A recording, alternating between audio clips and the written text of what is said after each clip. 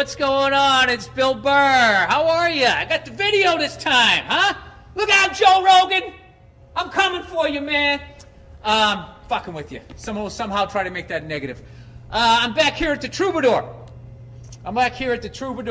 One of the great places, rock and roll history. We're helping them out here by, we're going to be selling some posters, autographed posters. Did I sign those yet? I haven't, have I? All right. Autographed posters. And help raise a little bit of money, help save these live venues for when the smart people, the doctors, finally get a cure for this thing, right?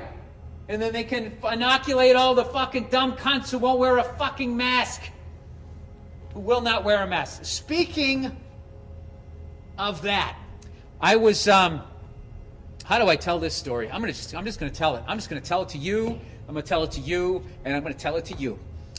Just editing to your life right now. All right, so I was telling this story about that gig I tried to do down when I was down like the beach, and I showed up and the owner of the club wasn't wearing a mask and everybody was all jammed in, and I was going like, I'm like, dude, where's your mask? And she was just like, oh, are you from LA? Long story short, I'm like, yeah. And she goes, oh, we're down near the beach, you don't get it. We got the breeze. And she was trying to say that the breeze would just, I don't know, make the virus relax so it can, put its feet up or some shit, right? So, so whatever. So I'm telling this story because it was ridiculous. It was it's everything that makes the internet ridiculous. See, when I was growing up, you had to accomplish something to get published.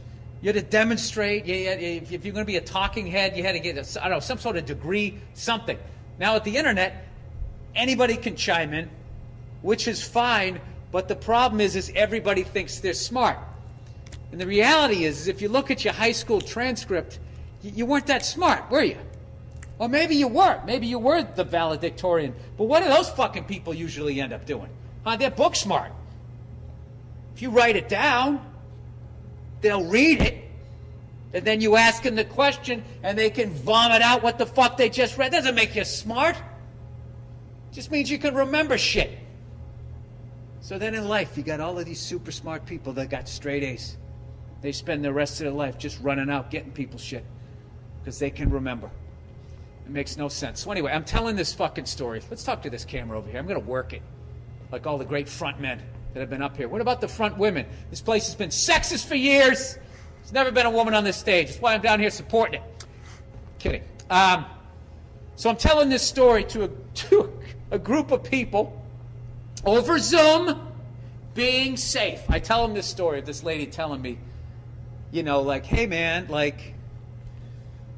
you're down on the beach, we got the breeze. So I just tell them this story, and people laugh. And then one person in the group goes, if you took mushrooms, you could get past that.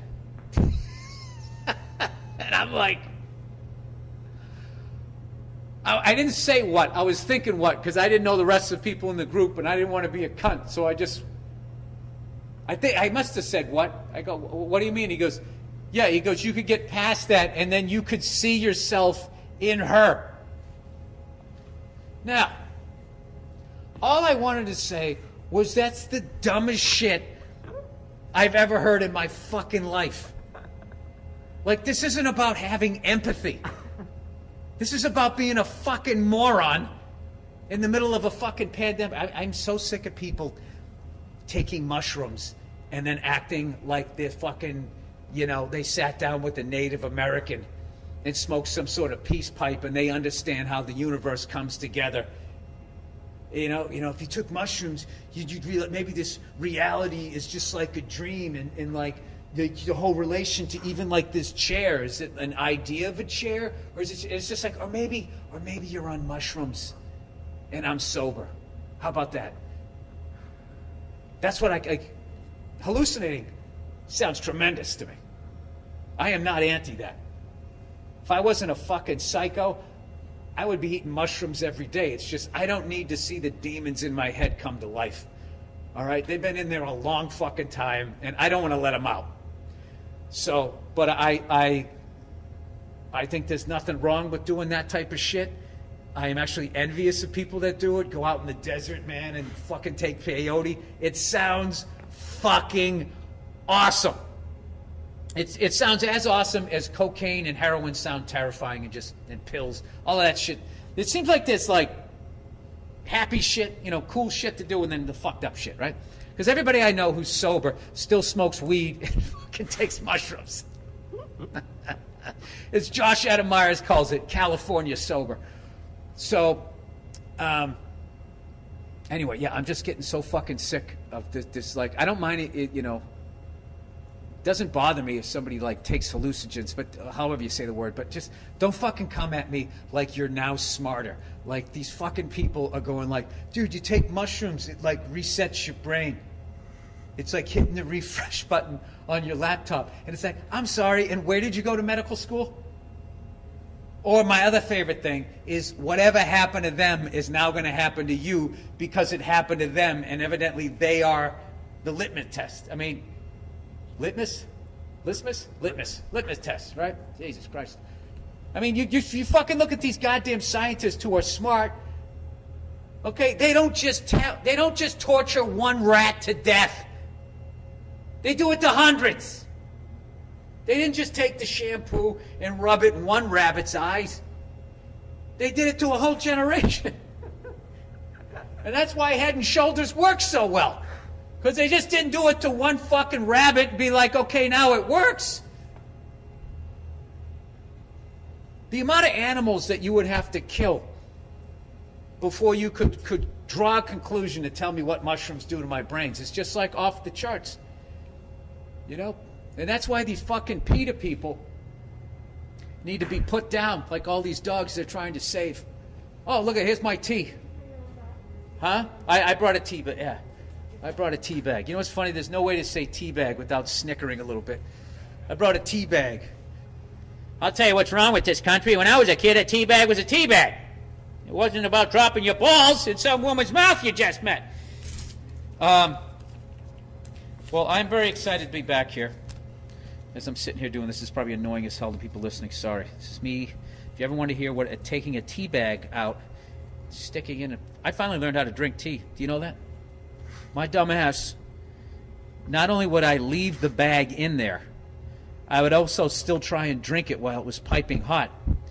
And what I've learned is if you're just fucking patient, it's going to come down to a nice temperature. You take the bag out, and then you sip and you drink it. And then you tell people about the mushrooms you took, man. If you took mushrooms, you could let that go. It wasn't like, I could see if I just brought it up out of nowhere. We were talking about the pandemic.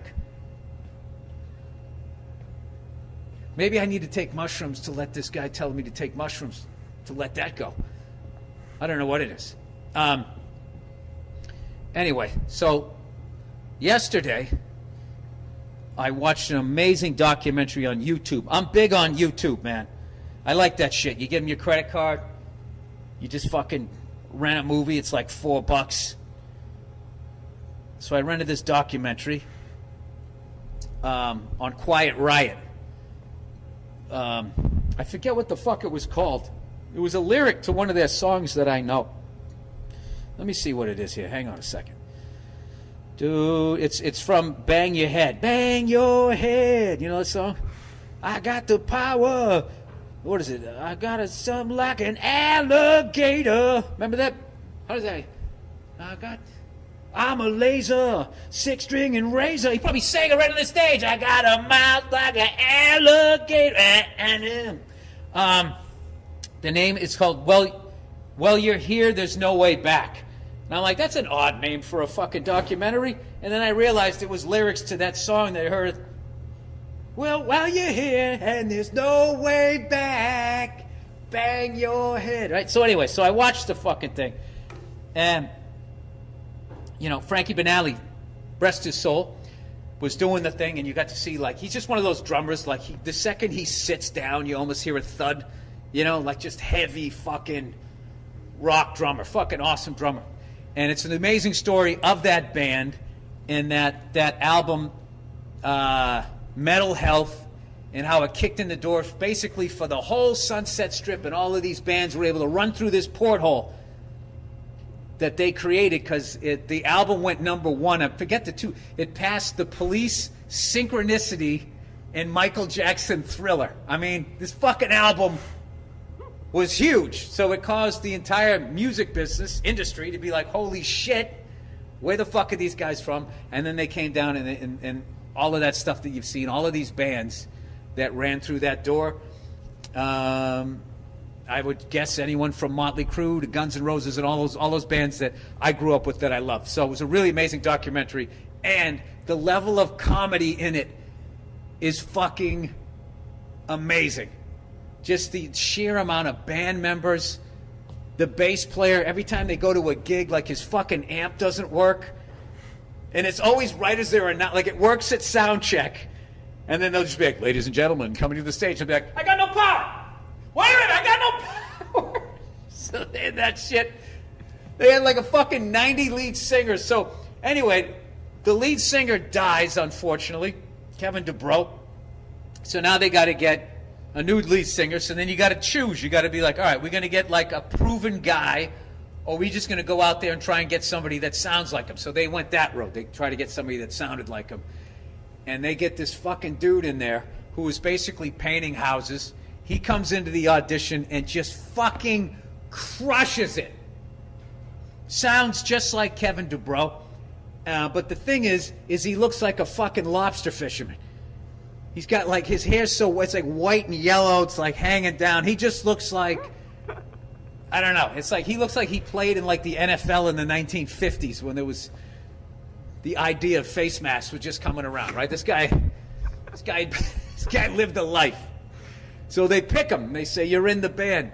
So we got to make you look like a rock star, right? So they fucking dye his hair, dye his goatee. They get him all cleaned up. He did look great. And then they took him down to like the rock star store, which is, I don't know the rules of rock, but there's just something fucking hilarious to me that you still have to wear leather pants even if you're 60. So they take him into this fucking high-end Hot Topic place, and they're picking out shit that, like, I mean, when I was a kid, whores would wear it when they were like 18 and 19, when they could eat McDonald's and still have a flat stomach. So they got this fucking old sea captain buying these fucking things. But you know, they ended up picking out, you know, the guy picks out these ridiculous leather pants, and I almost bursted out laughing. And then the guy they're picking goes, oh yeah, man, I saw those. And I'm just like, all right, I guess I don't know. But then somehow when they were all on stage, it looked right. But when he was in the store and he just looked like this guy and they just showed him painting a house, the fucking thing was funny. So they get him up there and they're doing the rehearsals and he's doing great.